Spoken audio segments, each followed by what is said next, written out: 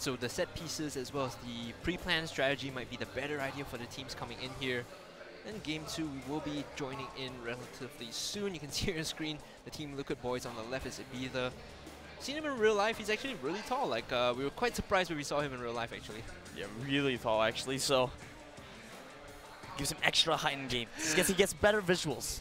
I don't think that's how it works, Jordan. No? No, it's definitely not how it works. But playing in that third-person perspective for today, we have 4 games in that.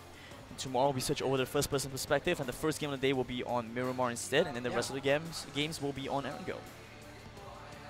LGD in the previous game is some team that I want to talk about just because they had such a poor showing. Apart from that one player, right, TJW, who managed to sneak in all the way to, I think, 11th place.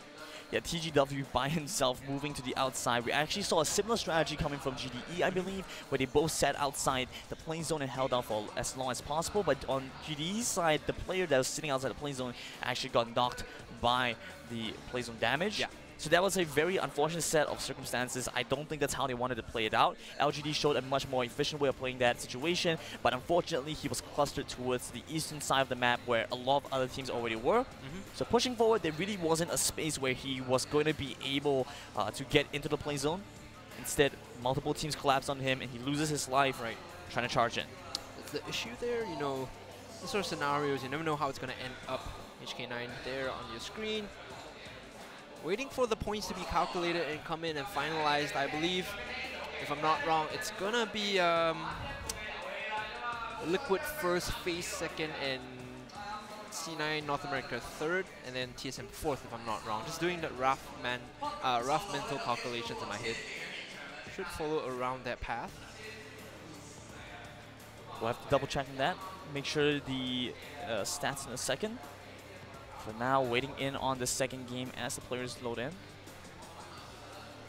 Just in between games though, the delay has been slightly longer than we expected, unfortunately, as compared to what we've come to know from yesterday.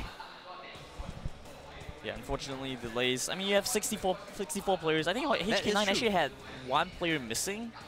Off the game, I saw it looked like there were only 3. No, because he got knocked down early by TSM. But like the loadout. Oh, looked like it was 3. I will have. No, honestly, he got knocked down by TSM early on, so that's why they had 3 members. Right. Okay. With, yeah. So I mean, still having 64 players then is just a logistical nightmare. Oh yeah. To deal with. I mean, if just a single player has issues. Oh god. Then they have to reload and wait for everyone to load in again. Jeez. I can understand the issue here coming in. We have to give them a bit of grace. For all of you watching the broadcast, thank you for tuning in, and we appreciate your viewership as we are prepared to see the scores as well as going to game 2.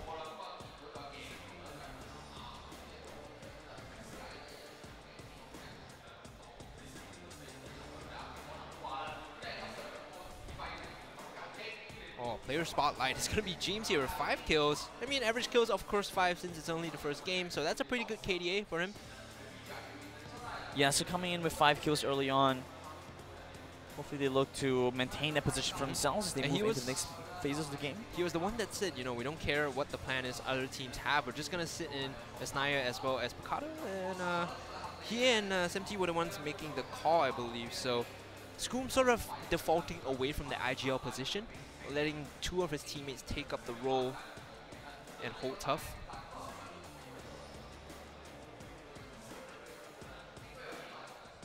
Pretty good showing from them last game as well. The way they played out phase of the game, starting over Yasnaya, splitting up into 2 different groups. They then looted Sudden off Yasnaya. I feel like that's the go-to strategy for some of the top-tier teams. They recognize that splitting up into 2 separate squads is actually pretty effective. We saw OMG do it, we saw FaZe do it, and Team Liquid as well is no exception. So maybe the lower tier teams, you know, those that we placed at tier 3, tier 4, coming into this tournament could stand to learn from that sort of strategy and take it back home. I want to bring back onto OMG, the point being they went with the split, got 2 different compounds, which were incredible for them. They had such a wide field of vision on the opponents and got multiple shots on the people. You could see that they managed to wipe out teams like 17 when they started to try and siege up the house as well. So it's a very strong position to hold out. I think they got shafted a bit on the circle after that, though, yes, because so they had to push in and then they got caught out by TSM as well as C9, if I'm not wrong. Yeah, so the play zone closed in and it missed both compounds just by that small space. There you go. TSM 3rd place instead of second, so my math is slightly off. It's going to be Team Liquid C9, Team Solo mid after that, and then FaZe Clan in fourth. So actually the top 5 is pretty much, we expected them to be there. It's just in different orders. Yeah, so pretty expected top 5 placing. Now we look at the rest of the teams. Sunstitch is currently sitting in a not so great position, 35 points. It's going to be pretty difficult for them to climb back up. Yeah, Fuse Badman and LGD with TJW's clutch all the way through. They do find themselves in 10th place with a good amount of positioning points. Yeah, 100 points coming in for his team. Keeps them in the running. Still not too far away from the 375 that we saw some of the teams before them had. The problem is if you're last place in game 1, it's really hard for you to claw your way back up. You're going to need back-to-back first place finishes to sort of become competitive, right? Resident Sleeper. Resident Sleeper indeed. He's just taking a rest. But switch the camera away. He got caught sleeping. He's like, oh, his teammates woke him up. OMG there on your screen. The 5th place team still looking to fight their way back into top 3. Of course, this was the team, like we mentioned, PGI had a very good placing. I didn't see them all too much after that. We were looking at a couple of games across the world, so I believe one of them was the Kakao #1 PUBG club match between China and Korea. OMG actually didn't play all too much in that. LGD, in fact, was one of the few Chinese teams that participated, and even then they didn't do too well. So many experts would agree that that game, or rather that tournament, was more of a friendly show match. It wasn't so much competitive, right? Yeah, so it didn't feel like it wasn't really a display of like skill. Just really just trying to get a little bit of competitive showing for both regions there. Hoping to jump into game very soon. Thankfully, we did see the score, so we do have some stuff to elaborate on. Team Liquid with not too far off a lead in 1st place, but chasing them ever so slightly behind is C9 North America. Their counterparts from Korea pretty far behind, so it's going to be a bit of a tricky situation for them to catch up. How are C9 North America going to catch up? Because they're only, what, 120 points away in 2nd place? Yes, we're looking at 120 points away from C9. C9 managing to find quite a decent amount of kills for himself, it looks like, off of that game. So to be able to find themselves in such a strong position. Otherwise, we're also looking at TSM in a pretty nice spot for themselves. So it's going to be a pretty close call for a few of these teams. We were talking about TSM, how they were a team that we weren't exactly sure we're going to do going into this game with the new acquisition, with some of the indecisiveness that we've otherwise seen. Being able to perform and coming in with a 3rd placing after this 1st game is going to be pretty good showing for themselves. The value of their coach being present here as well, APR, like we were saying. We saw him in the hotel at breakfast, a couple of times, and he's just sitting with his team and drilling through some of the strats with them. And he was on the JLL desk. He's extremely informative as a personality on the desk. Translating that into the game is going to be clutch for TSM as they look to move up in standings here in game 2.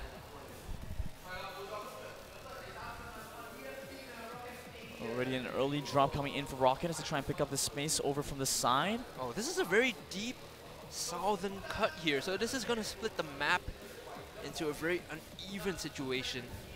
But teams more likely than not will be looking to focus on the top half of this. The northeastern side might be the option here.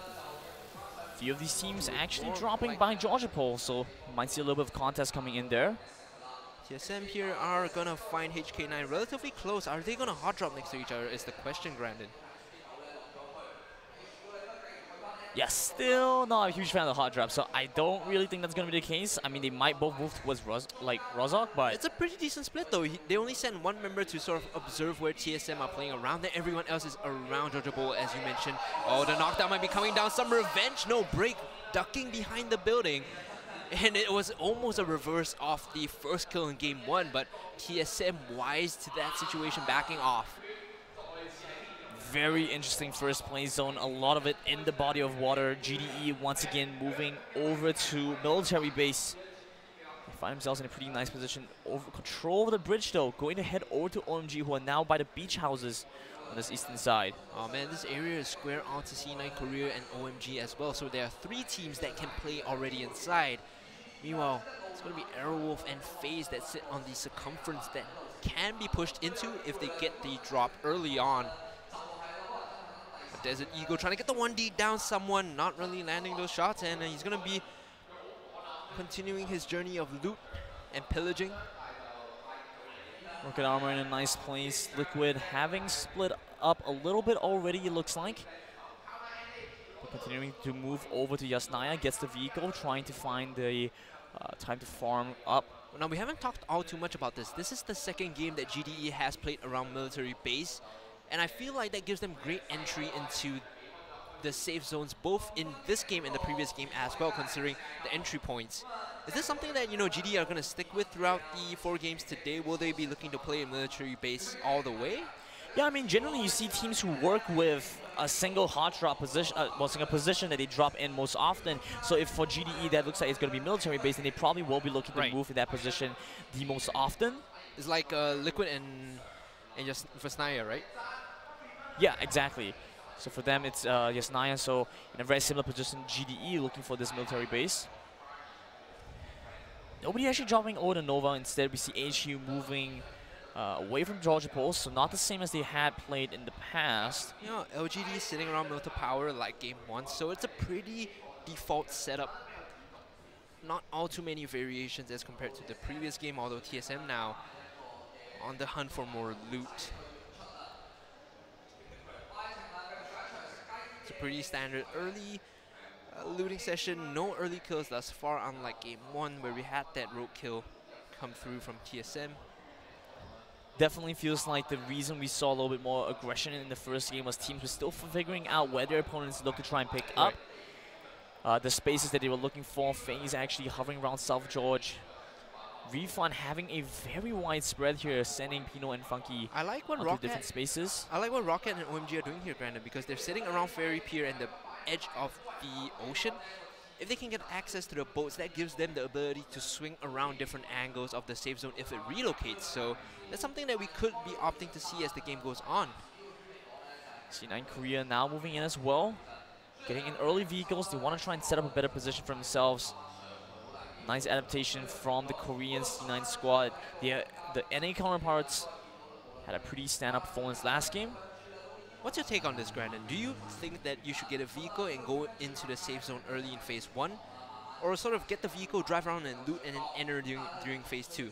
I think it totally depends. It's so situational. So first off, if you want to look for the position to try and move in, then you want to be at a point where you have enough loot to try and move it. But hold on, C9 looks like they want to push in here. Yeah, C9 Korea driving up to Xiaorong. This could be the 3-on-1 situation that they're looking for. Xiaorong in a lot of trouble. Grenade primed and popped. Is going to be tossed into the building, but it's going to bounce off the window, and Wiz is not going to find any luck there. Setting up the play here, Xiaorong jumping out, in fact, but is going to get knocked down by Wiz. The grenade not landing doesn't matter because they're going to get the execution here on the Xiaorong, and OMG now down to a 3-man roster. Split from OMG, they managed to find a nice position over on the beach houses on the sun side, but find themselves getting caught out instead. Now Rocket pushing forward, looking for a catch onto C9 Korea. Incredibly lucky with that care package. Ooh, the AUG in tier 3 and 4x scope as well. Baby, that's what you want. Being able to find out a quick set for themselves. Moving into this. This is just incredibly lucky. Rocket armor really did not have to work very much for that at all. So being able to find that early equipment is going to help them out. OMG now down a member. You can still see they have a decently wide spread, but Refund pushing into this space as well. I'd see them going for a 1v1 exchange, but Edward pushing forward for a couple of shots onto Pino. Pino though driving away. Not too worried in that situation like we mentioned.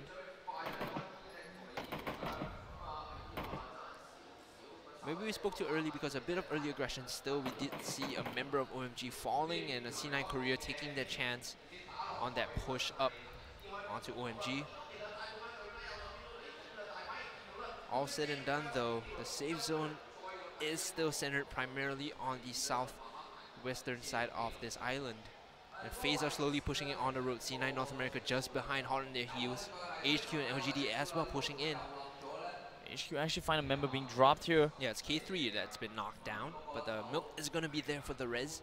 It's completely fine. Drink milk. Stay strong.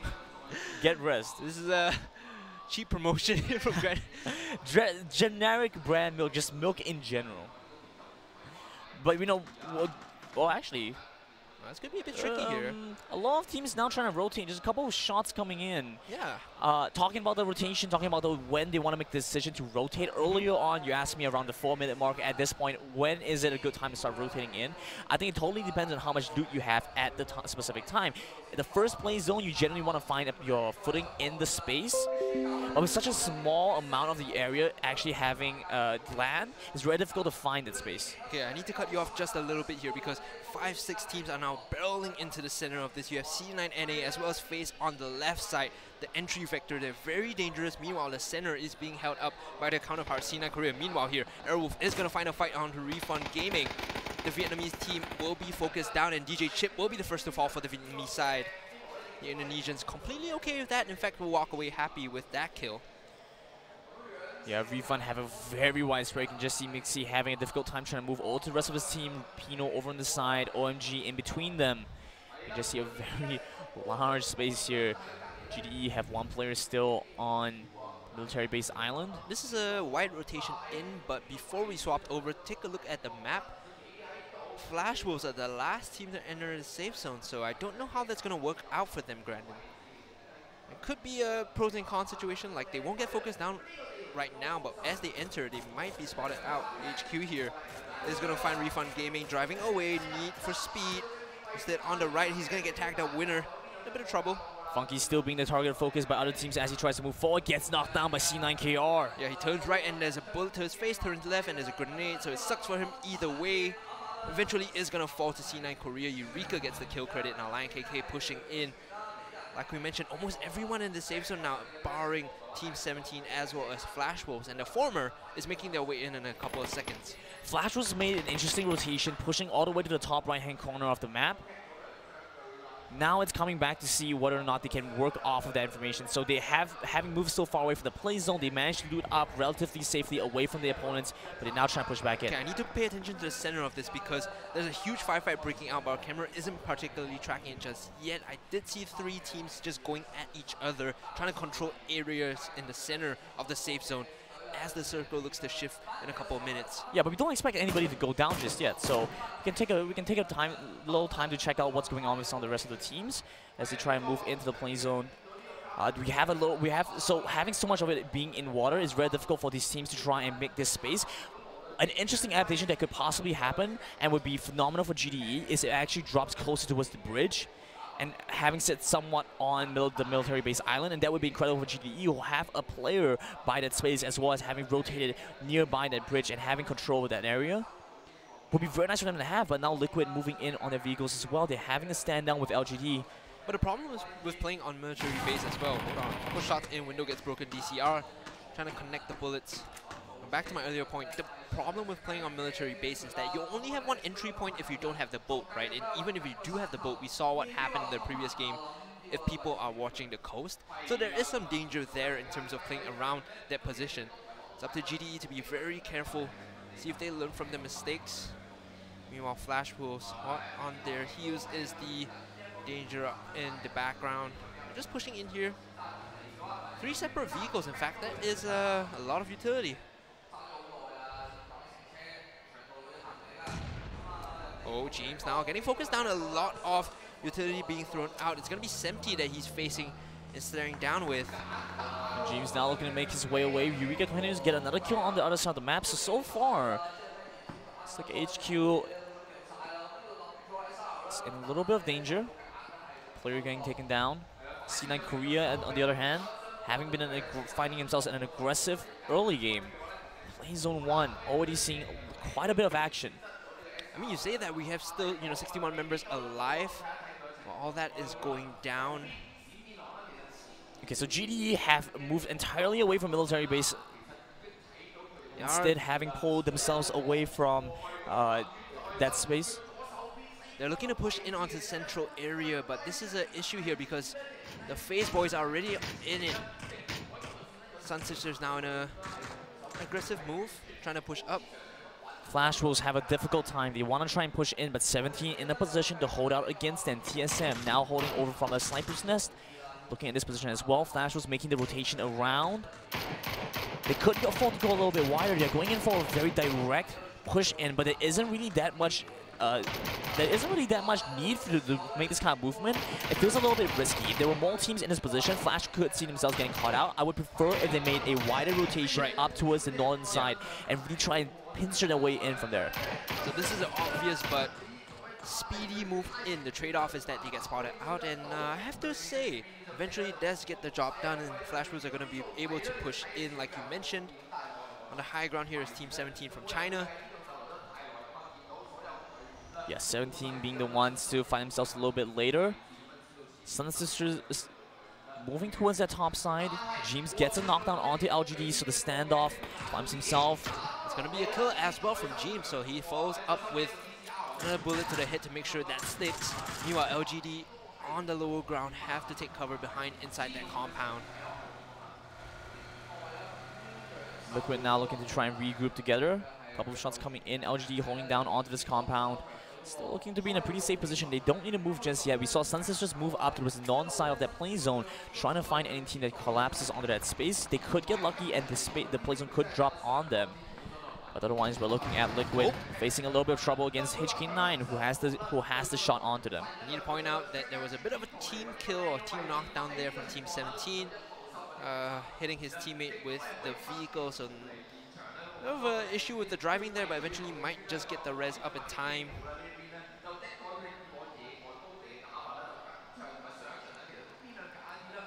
The pace of the first game was similar to this grand, and I want to point out how there's very little action up to the point where we hit phase 3 when everyone started grouping up. But even then, it was pretty non-confrontational for the most part. A lot of the team prefer the late game meta anyway. So it makes sense that they're not really going for such super hyper-aggressive early to mid-game phase fights. But the difference this time around is that play zone being so much in the body of water has reduced so much of the space, and right now you can see it's really around this tiny corner right now. This still has become more of a play zone that's something that we traditionally see as a second play zone. Yeah. We can already see that it's translated into a few of these teams having to deal with moving into this space. So everybody's trying to lock down a position where they can call their own. And it's going to be luck of the draw deciding who needs to move into what place.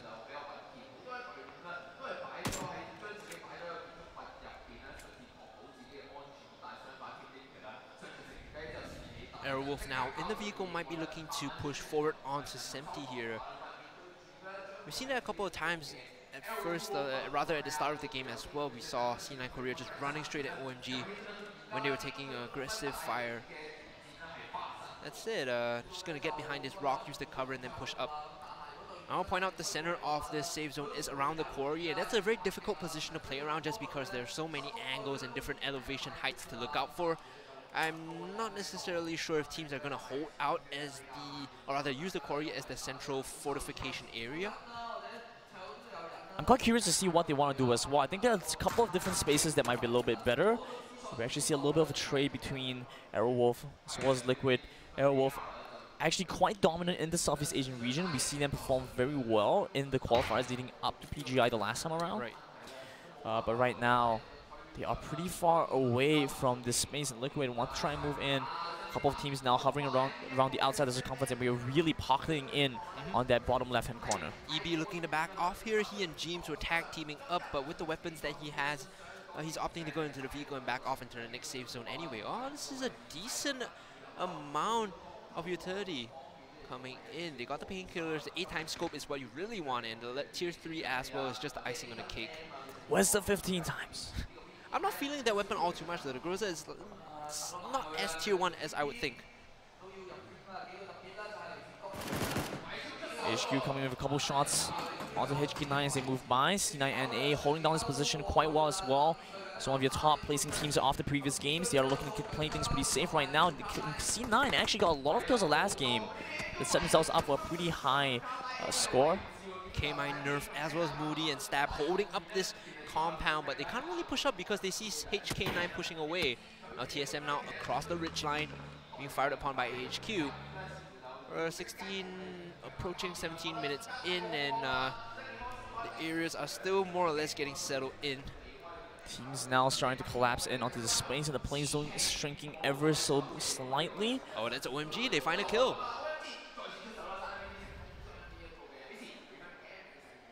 Nice kill by OMG. Refund getting set back even further behind. We talked about Refund earlier on. They were caught in a very awkward position with their teammates very far split. Now Pino, who was hovering by the beach in the past, is now pushing forward, trying to look for the safety here.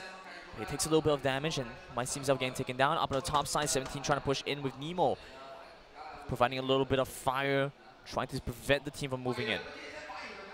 Yeah, Nemo here, Arrow Wolf, tag a bit different, but nevertheless still playing like they own this place. They're getting a lot of shots down on the back. Super Nate running away, getting tagged up in the back of his head. But meanwhile, Sun Sisters will find a knockdown onto Smack. TSM now the focus for Sun Sisters. So two separate fights on two separate fronts on this map. Multiple teams now looking for this final few moments to move in. A lot slower than before. It was 18 minutes in. You still have teams still standing with a pretty large number of their roster. Second member of TSM getting knocked down there, and this might be a bad sign for the North American team. Only Rory and Solid FPS up to revive, but TSM with the utility will be able to get the res on her break here. The smoke giving them a brief moment of respite. They should be able to find the res. They get the smoke off, build a wall of cover with that smoke, denying vision away from the opponents. Find the first res on the break. Smack looking to pick up as well. So TSM still have a pretty good chance of moving into this next phase of the game. We're approaching this mid to late game at this point. Now looking at the positioning, Brandon, what do you think, or rather which team do you think has the best odds at this? Because C9NA is square in the center of it all, but the circumference is being held pretty well by other teams as well. I think it really depends on when the next play zone lands, but you obviously have teams like GDU who are not in a good position. There's so many teams in front of them. No matter where the play zone is, eventually they're going to have to force out the position, and here we go. Play zone coming in, HK9 in a nice position. They still have a lot of open space that they can work around. And very nice cover provided for them as well. Other teams like TSM, they have a little bit of cover over in this area, a nice little high ground advantage, but it's difficult for them. There's a lot of space that they have to be concerned about where the opponents could come in from. You can see Sun Sisters over on this side. TSM with their backs turned against Sun Sisters. Sun Sisters could continue in with that siege. The problem is that the save zone might be closing in on them very soon, and they might have to opt into a push instead of holding down this defensive position. Now TSM already inside though, looking to make Sun Sisters' life a bit more difficult. As the Japanese team push in, LGD now might be finding Airwolf here in this building. They see him looting up and they get the shot down, and LGD get the immediate knockdown, but the return is good from Airwolf, so that's 1-1 from the Chinese and Indonesians. The trade in, the grenade into the house, looking to finish him off. Device might fall here as the grenade pops. No, doesn't even connect at all. TGW, the teammate that they managed to keep alive for the longest time in the last game, is now knocked down the outside. LGD, a team that we weren't expecting too much from, are going into on a pretty aggressive trade here. Meanwhile, 3-man onto Flash Wolves and 17 as well. Airwolf here still taking the fight, and LG looking to push in across the map. Flash Wolves losing second member here. Might be a third and fourth, and LGD, or excuse me, Flash Wolves getting eliminated, the first team to drop in the second game. OMG with a nice grenade, getting the secured kills onto members of Flash Wolves, coming in with those knockdowns as well. Nemo over on this side. Arrow will find a couple shots onto 17, draw the attention of multiple teams right now. Yeah, this is what we expected at 20 minutes in. Multiple people getting knocked down, but the confirmation is what counts. They need to get the kills to secure their positional advantage in this game. Now, Lion KK falling. OMG, the next target. HK9 and GDE pairing up. It's gonna be a 3-man party onto OMG. The Chinese team are falling like flies here, and TSM as well as Sun Sisters are gonna be losing members as well. We only got 15 members alive in this game, and Scoom now, the next to fall to Arrow Wolf. Pushing forward, Sun Sisters looking, trying to make their way into the shack. Breaking Rory trying to hold down the best that he can and find a res onto the first teammate. Sun Sisters looking for the aggressive push out. TSM dropping the smoke, the utility to cover their retreat. But meanwhile, Semti is going to die to the environmental damage. Sun Sisters still holding the low ground and taking the fight to TSM, but TSM will get knocked down. The second one will get the return kill over, and the grenade in does not do anything to break.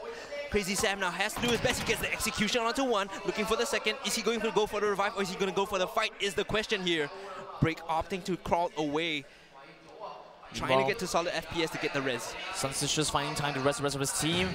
The grenade coming in, almost takes down Setright. He has to look for the res right now, but he doesn't have the cover to do it. This is fine though, because Sun Sisters, hold on, what's going on here? Doesn't even get the res, so eventually they're gonna lose another member, and at the end of the day, it's a 2 for 2. Sun Sisters, 2 members alive, and TSM still, but Break still on the offensive. Throws the grenade out, looking to push up through the flank, takes the cover behind the brush. Solid FPS finds some time to heal as well. A little bit over one side. They could end up spotting out this action, trying to move in for themselves. I don't think they should commit to this fight, Brandon, because while all this is going down, everyone else is getting the position inside the safe zone.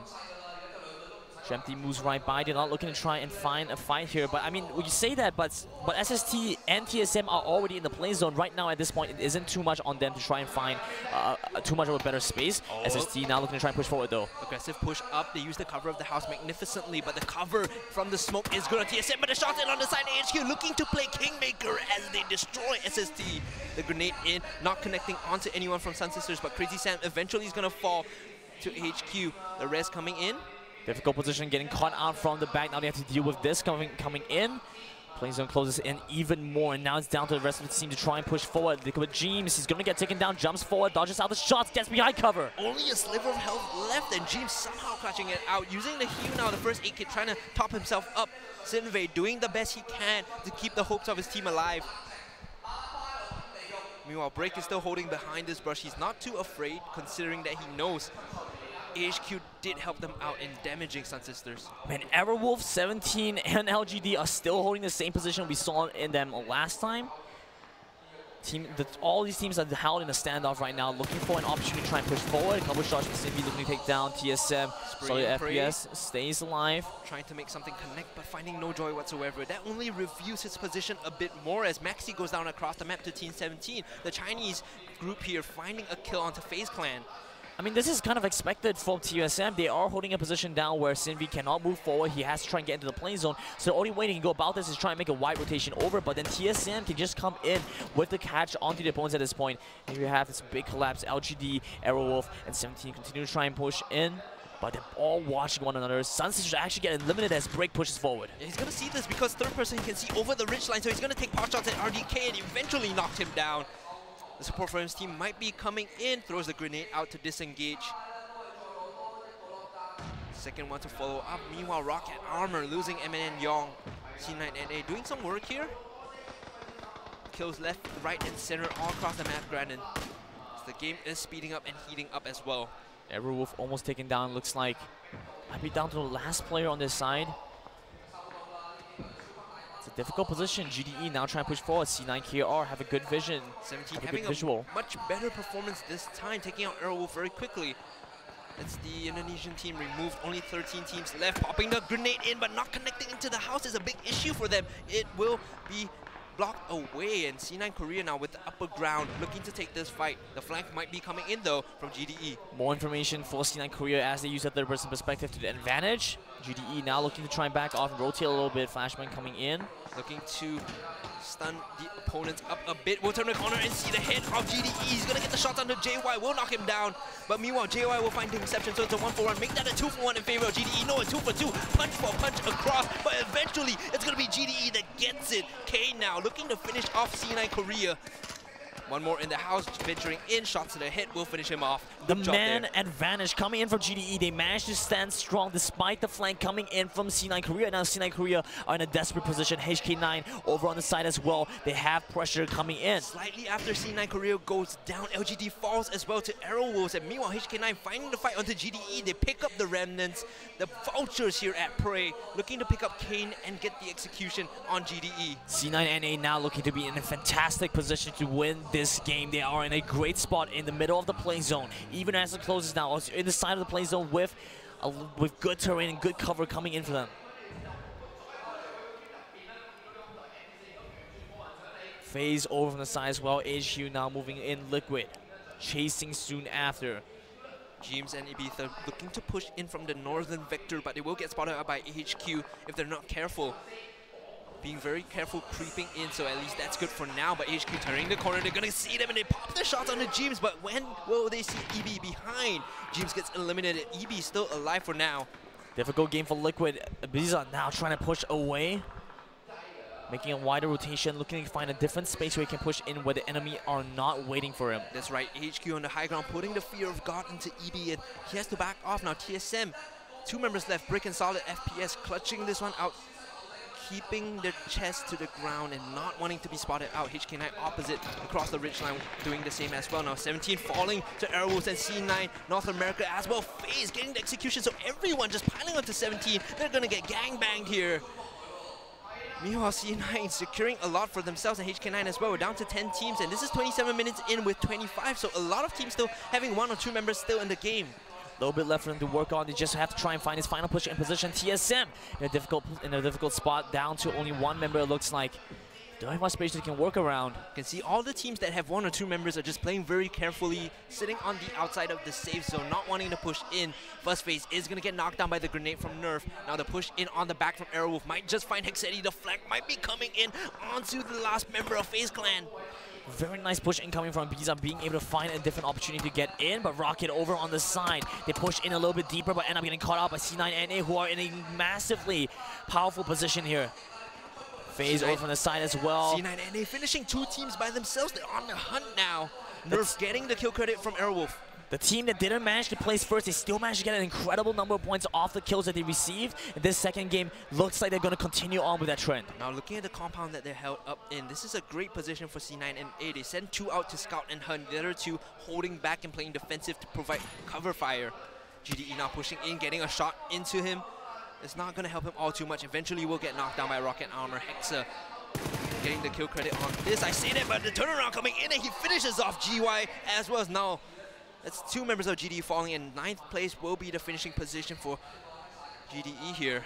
GDE actually made a very major adaptation. I was talking about how it was a much more difficult place for them to be all the way at the bottom side of the map there. No team really capitalized off of that information, so they didn't really get punished for that very heavily, but instead we see Rocket Armor, a team who we were a little bit hesitant to call out for. Suddenly shot pretty well. FaZe getting eliminated in 8th place. Hexetti couldn't push in because there was too much pressure on him, but AHQ meanwhile getting turned around because they heard the shots, and it's going to be Rocket Armor that throw the bullets in, lining up the fire. Meanwhile, HK9 and C9 Korea duking it out. The car into the building, jumping across the wall. It could be Mixlaw coming up huge for them. Mixlaw finds 2. Solomon will get 1, in fact, so that's a mistake because Mixlaw only gets 1. Now they turn this around. Getting into the vehicles, looking to find another fight across from the safe zone. You see Brick somehow clutching it out, still inside the circumference of the safe zone, just staying barely alive. He's looking for safety here. It's a difficult position for him to work around, but he wants to just be able to survive for as long as possible. If he wins this is the Reddit tread. Crawl to victory. Mixlaw trying his best to crawl around, but EB will find him. Eventually jumping around the corner, but here comes Floyd Q for the backup. EB can't really get the kill onto him, turning instead onto the members of HK9. Can EB clutch this one out? It's 1v3. I don't think he has the firepower to do so. A grenade will take up his own teammate Floyd there with a big display. EB doesn't even have to check behind the wall now. Instead, just hiding behind the cover of this car. Poor decision making coming in with a grenade, trying to take down Ibiza. Molly on the back, forcing EB away. They had a position they could potentially try and use to try and save the teammate, but instead opting to go for a little bit more damage on the Ibiza means that they take down his own teammate instead. C9NA continue to have this amazing position, now pushing on to AHQ, who are trying to move into the plane zone as well. Rocket Armor deep into the center of the plane zone, pushing towards the action. Looking to try and catch a couple of kills for himself before he ends up getting taken out. HK9 are unrelenting here. They want to claim EB's life before they can back off Ibiza in a poor position. Not necessarily, okay, yeah, eventually will get finished off by Milk. The HQ coming in with the flank. Now it's going to be the fight between HK9 and AHQ, but Rocket Armor looking to play Kingmaker on the back with the flank. TSM, however, finishing off AHQ, getting the whole squad, and last is going to be last top 10 members here as we weirdly cut to a very strange graphic. Very strange graphic indeed. TSM get eliminated down to top 4. Now it's Rocket Armor, C9NA, HK9. Looking to try and hold this position down. And C9NA are in a beautiful position. It looks like the game is all about one for them. Yeah, C9 position in the center of it all. They still have 4 members, so they can spread out and play a defensive flank. Otherwise, they can just look to push down as a unit. But the safe play will be 2 fire teams covering different angles. They have the high ground. Meanwhile, Rocket with 2 members strong still looking to push up this hill. Rocket is going to find HK9. Floyd Q getting knocked down. And execution there. Salmong and Floyd Q gonna die to Rocket. Yeah, Rocket Armor coming in second here. Oh, well, I say second. I'm already calling it. It's not over yet. I'm already calling it. It's not over yet. C9 looking to push onto Rocket Armor. Rocket Armor getting a couple of good shots, getting the damage down to Nerf. Now they're turning the corner across the ridge line, taking the cover here, forcing C9 to play into them. But the flank is being set up. Hexa on the back. He could be the disruptor that they need. Not able to do so. Nerf ends up getting the knockdown here. 9 kills onto Rocket Armor, but there we go. The kill coming in. C9NA coming first. Hexa got spotted out towards the end, and there's no upset coming through from Rocket Armor. The Koreans doing their darndest to finish first, but eventually will get placed in second against C9 North America. And a great showing here from this revamped roster of North America. It's a difficult position for them to work around. They try and push in, but they're already on a numbers disadvantage. They've been going into continuous engages throughout the past couple of minutes, so they find the equipment already seeing some degradation, deterioration, and they have to try and make this position to move in. C9 coming in first place off a over 500 point game the last time around, off round 1. Coming in with round 2 with this win and a bunch of kills, they're going to set themselves in a very strong lead. We were asking, how are they going to overcome the deficit between them and Team Liquid, who's in first? Now that they get this first place finish in game 2, that catapults them so far ahead now in standings that I think Team Liquid are going to have to do some soul searching and figure out what the solution is as they approach to the game 3 now. Team Liquid found themselves in a very different position this time around. It was a little bit difficult to try and keep track of where they were moving. It felt like they were losing members one at a time.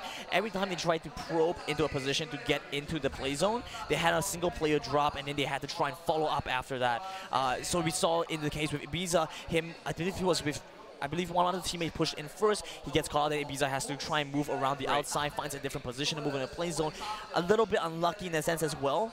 They didn't get the play zone advantage, but overall it was difficult for them because they had this like a lizard tail kind of strategy, constantly having to drop a limb off just to try and be able to get into the next play zone. Yeah, but HK9 as well, this game doing much better than we expected. A lot of the Asian teams are actually stepping up huge in the second game. Some to mention would be Arrowwolf, who actually finished pretty high in the previous game as well.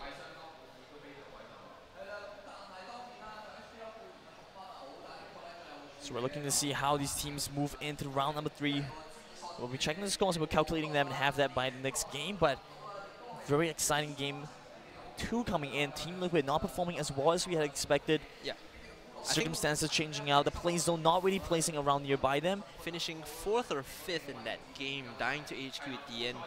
And it was quite close, Yeah. Ibiza really tried to clutch it out for his team, but when you get pincered from both sides in a very precarious spot, it hurts to even try. So at that point, you just kind of have to say, this is the furthest I can go, and you call it and start thinking about the next game.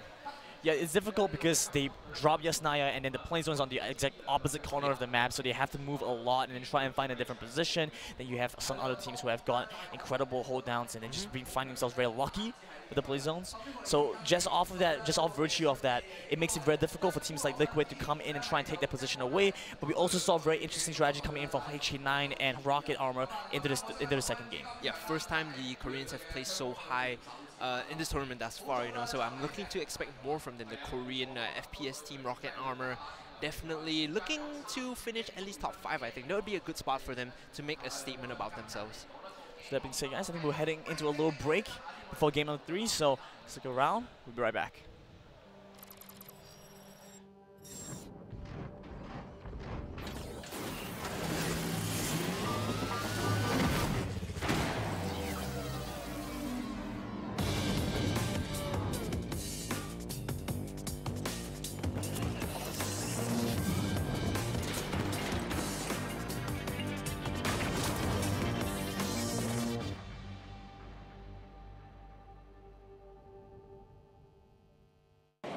經我超級管家一番努力，各路英雄終於由一味嘥電變到識得慳電，咁就輪到我叉電啦。管家，屋企有冇慳多咗電？有冇自潮嘅慳電產品推介啫？好 easy 啫，有中電咁多元化嘅服務，check住屋企用電，揀節能電器，無論想點喺邊度都搞掂。中電智慧你，綠色生活更便利。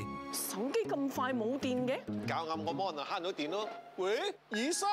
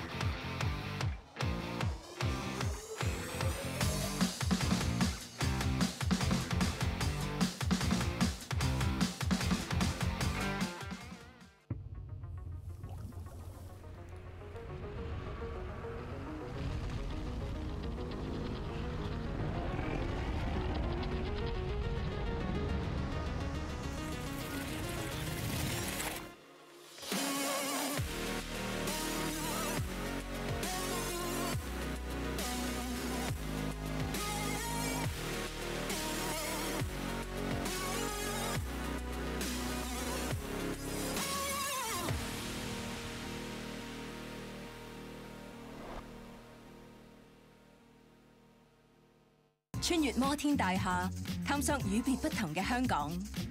喺呢度，創意無處不在。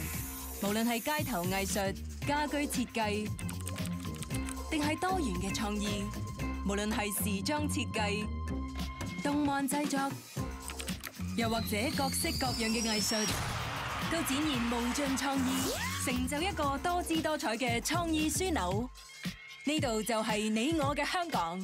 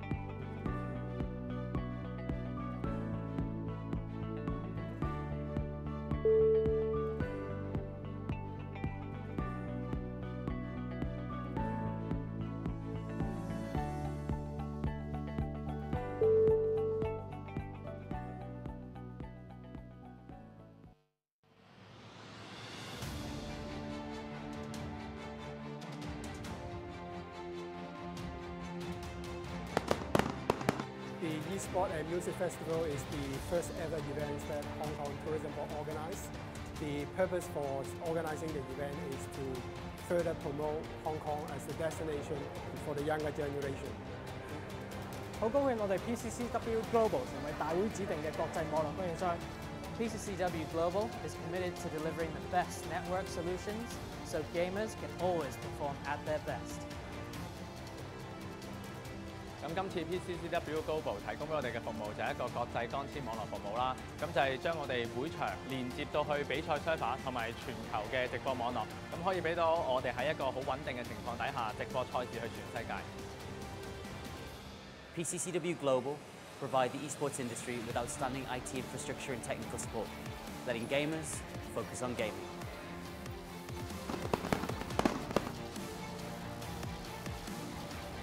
PCCW Global, connecting gamers globally.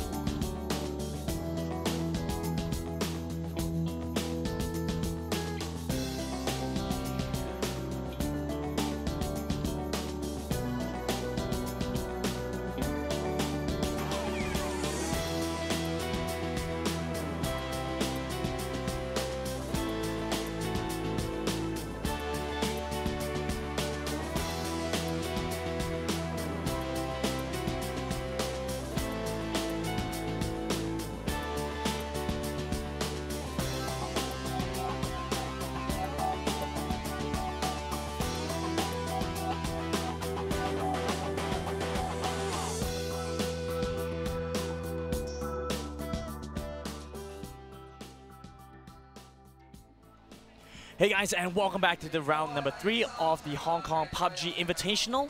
I'm Gymnasium, and with me is Hungry, and we will bring you guys the action. And we just saw Cloud9 take away an incredible game number 2, and we're talking about the NA team this time around. I mean, there are two Cloud9 squads here. There's Cloud9 NA and there's Cloud9 KR. So the Korean team not doing too well. Yeah, unfortunately falling flat a little bit. We're looking forward to see how they could try and turn things around a little bit. But overall, Cloud9 NA had a great positioning, be a decent amount of luck, and see just incredible firepower coming in.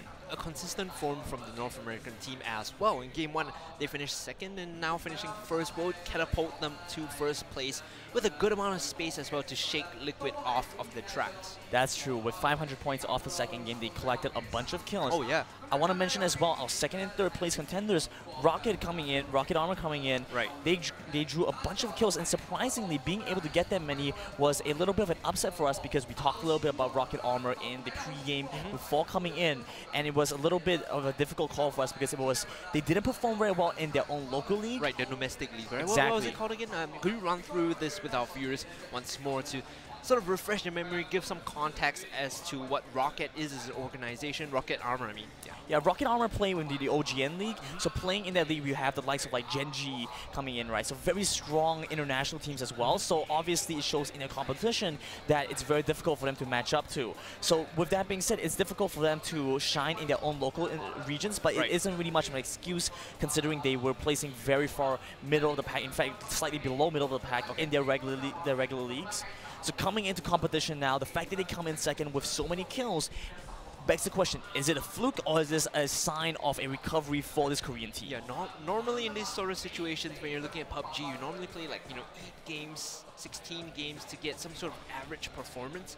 Having one good game doesn't mean you're the best team at the tournament. Having 6 good games means you're the best team at the tournament. So it'll be up to them to show their stuff, whether they can keep up this streak of performance or whether they're going to fall to their North American and European counterparts because FaZe is on the hunt.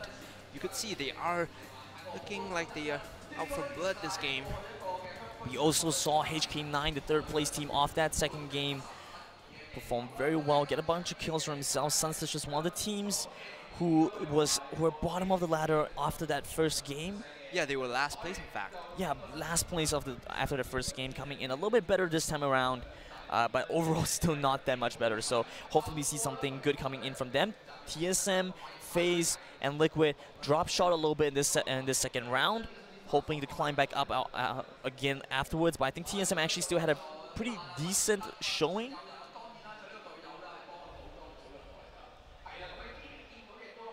Okay, in the highlight reel now, this was the play that C9 Korea tried to make instead of getting cut off by GDE eventually. So towards the end, because of these passive early games, the non-confrontational nature of it, it results in 23-minute, 25-minute small circles where everyone just kind of crash into each other and take these messy fights. You might think you have the drop on someone, but then another team swoops in, gets the kill, and then makes it a terrible, terrible fight for both of you. So in the second game, the way we saw the play zone work out, and a big reason why I think Liquid fell short in that game was we saw the play zone drop very far away from Yasnaya. Right. When we see it go towards Yasnaya, we can see Liquid have an incredible position and they hold it down incredibly well. It falling so far away, almost at the exact opposite corner of the map, and the first play zone being so much in the water, really was a big detriment to teams like Liquid, who were all the way in that space. Flash Boost as well, another team that moved all the way to the top right-hand corner for a little while before having to move in late. Saw themselves have a difficult re-entry point. Otherwise, some teams that I want to bring in as well, we saw Refund actually perform a very strange strategy where they split into 4 different individual members, and they are so far apart from one another. We see teams collapsing in between them, acting as a form of barrier, preventing them from being able to regroup, and then them being caught off one by one in that position. I have to ask you the question though, because you introduced this idea of safe zone being away from your Yasnaya, where Team Liquid likes to play around. Is that a skill thing or a luck thing now? Do you think you can play around that, or is it just, if it's in our area, we win, if not, we lose? I absolutely think that there is a lot of skill that can move into trying to capture a space that's far away from you anyway. I definitely think that this play zone was a little bit detrimental to their cause, and the way that the play style came in from a few of these teams, we saw teams hold out in the circumference of the play zone for quite a while longer than what we would generally expect to see.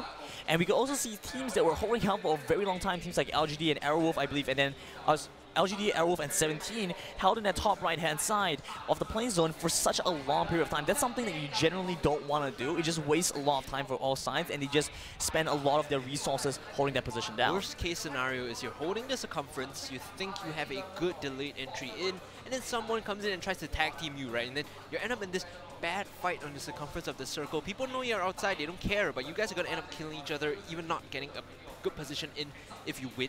That's like a lose-lose situation, right? Yeah, exactly, which is why we didn't see them perform all that well in those phases of the game, especially since the play zone also dropped away from them. Right. We see that it could potentially work out, the fight between TSM and Sun Sisters, but even then, it was a very fiery victory. You win overall, but you lose so many of your members, you lose so much of equipment, and by the time you have to start dealing with some of the other players in the game, you are severely underpowered. So there's a lot of questions that are left to be answered for some of these teams. We are watching out for a few of them. So far, we have seen Airwolf, LGD, and 17 as teams who are willing to push themselves into that standoff. They don't exactly look to try and develop space for themselves. Instead, they want to be in a close quarter situation where they wait for the opponents to move and then they get the catch. You're definitely looking for those close range fights, skirmishing it out. The macro late game execution might be a bit tricky here, but coming in. Eyes on Cloud9. Can they keep their first place position is the question.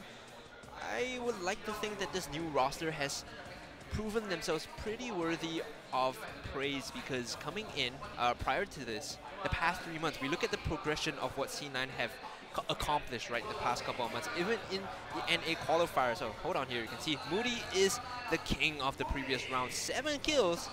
The average kills don't really matter, but 7 kills is pretty sick. That contributes about... So that means the first game got 0, right? Yes, you're right. But that does mean that's 105 points for Cloud9. That's a lot of points. So we're looking to see how that stacks up for the rest of Cloud9. We didn't exactly get to see how many kills they had overall. So that should be a lot of points. And I wouldn't be surprised if they definitely break the 1,000 point mark, right. But the question is how much more do they get from there? Back to my point about Cloud9, the prior roster, not having a good performance. We take a look at their overall accomplishments. Trying to qualify for PGI in the NA qualifiers, finishing 10th place. That is a bad showing from the old roster, but coming in now with the adjusted one, you know, acquiring Roomstab, K-Mine, as well as Moody, K-Mine, and Nerf, it's really helped them out a lot. Of course, now we watch out for some of these teams who were a little bit under the radar for us before, LGD and GDE. So GDE in the previous game came in with a very interesting strategy. They were in the bottom side of the map. I had called them out for the position that they were in as difficult to move in from because multiple teams were in their way, so they could be the target of focus. Right. But they played out a very patient strategy, moving in from a wide angle, being able to circumvent having to enter a confrontation. And GD's sort of drop spot strategy almost rivals that of Team Liquid. We were talking about how Team Liquid likes to play in a certain spot on the map. Well, GD has shown past 2 games they will play military base and then get all the resources there, round it up, and then try to push in from either the left flank or the right flank into the safe zone. Yeah, having a military base is a big bonus for them. We saw how some of the other teams who were dropped by the beach houses nearby, but more in the target of focus for other teams who are in that mainland space. So those teams end up getting caught instead. And hello.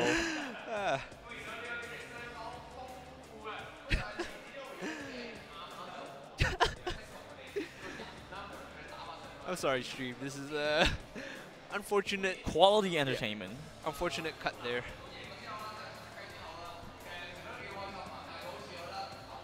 That being said, you know, back to your idea of military base.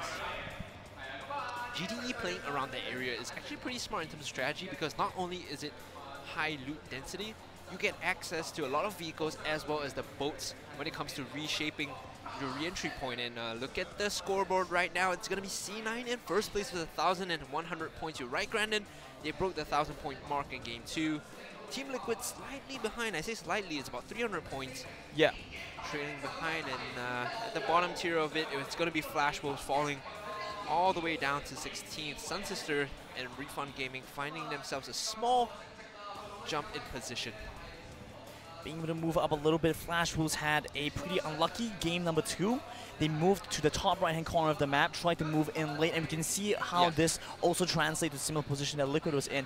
Liquid was a lot more decisive in their push into the next set of play zones which gave them a little bit more space and a little better of a placing. However, Flash Wolves had a much more delayed strategy. They waited out all the way until the play zone was closing, and we saw that sometimes one player would end up actually getting clipped by the play zone. Is that a good idea though? Because waiting all the way to the end, we've discussed the merits of it. Yes, you know where everyone is, but at the same time, the gatekeepers are there around the circumference of the play zone. They can shoot at you if you walk in. Here's the thing as well. You don't know where everybody is. We know everybody is because Okay, we get a enough, spectator camera.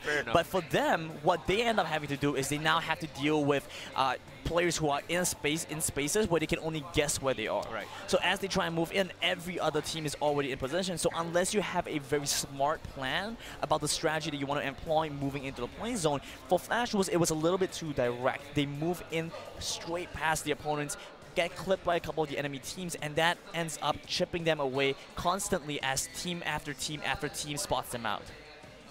Considering that we've seen in the past 2 games, the play zones have been centered along the coastline for quite a bit in the opening stages. How do you think the viability of entering by blue, right? So going by the sea and cutting back in is for the teams coming in here? Again, I just don't think that working with that ocean terrain just works very well for any team. You are in such a vulnerable position when you move in by boat, unless it's a very, very specific strategy and you have a lot of additional meds that you can afford to expand as you try and move into a very deserted territory. Overall, I wouldn't say it has good value trying to move in by boat. Instead, I just say that it's probably safer you just walk in and just crawl into the face of the opponents. Okay, so a conditional strategy that not always works. Yes. Would be how you describe it. And it's like hot dropping, right? Hot dropping could potentially work. It could mean that you wipe out a Liquid or a Cloud9 or a Rocket. Right. But then at what cost, right? There's no guarantee that you'll succeed. The odds of success are also quite low. So at that point, it really becomes a question, is it worth it to go at this strategy? And I would argue that there really isn't. So going into this game, I don't want to see anybody trying to employ that. GDE tried to make that move before. I think it would have been more beneficial if they just walked into the enemy and just straight up just had a firefight with them at the house. Right, okay. So that would be, I guess, the go-to now if you're playing along the coastline. Maybe try and creep in through the beach and go along the ridgeline, as opposed to taking a boat and declaring to everyone, you know, I'm driving in, just take shots at me, and there's gonna be adaptations there being made. Little bird in my ear tells me we're gonna have a small delay, I think, as we go into game. Hopefully things get resolved very quickly. Once again, 64 players, that's difficult to deal with. A lot of things that you have to worry about. But with that being said, 64 players, there's a lot of minds going into this game. You can see how a lot of these players have the support staff with them, working with them in between every game and just planning out the strategy. Yeah. We can see teams like OMG, I think in a recent-ish article or interview with them, they actually mentioned that they felt like they had incredible support structure, and that gives them a lot of strength moving into these games. Goes back to the early idea of this organizational structure that you have in established esports brands, right? TSM, C9, these are teams that have been around for so long since the dawn of like competitive League of Legends and esports in general, right? Yeah. So even in Korea as well, so having the infrastructure, having people in place to know how to play the game and teach that and create strategies and execute it, or teach you how to execute it, means so much to teams here. So having these very well-established brands, we're looking forward to seeing how they continue to maintain their lead. C9 NA, so far, doing the brand proud. 1.1k, boy. 1.1k, developing a strong lead after just a second game as we wait to move in the third one, and we should be going very soon.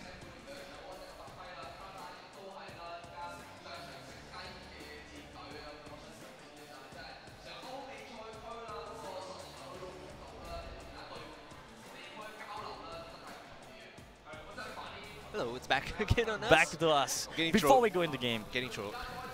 So here we are. Did I just hear game? I think I just heard game. Yeah, the screen behind me says that we are into game. So alright, there you go. That was a 5-second troll, Brandon. Yeah, just put it back on us for a little bit. Or we're all looking at the screen and just like not focusing on the camera. Holy moly, a northern to southern cut here across the map. I kind of like this coming in because this forces teams to split east and west instead of now north and south, and it makes the map more open in terms of planning and executing your route.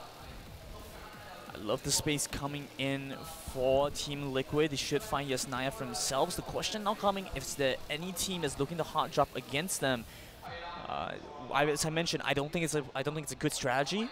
I don't think that there's much point in doing You've that. been But very they could be desperate. vocal against the hot drop strategy, and not necessarily the best way to play it out.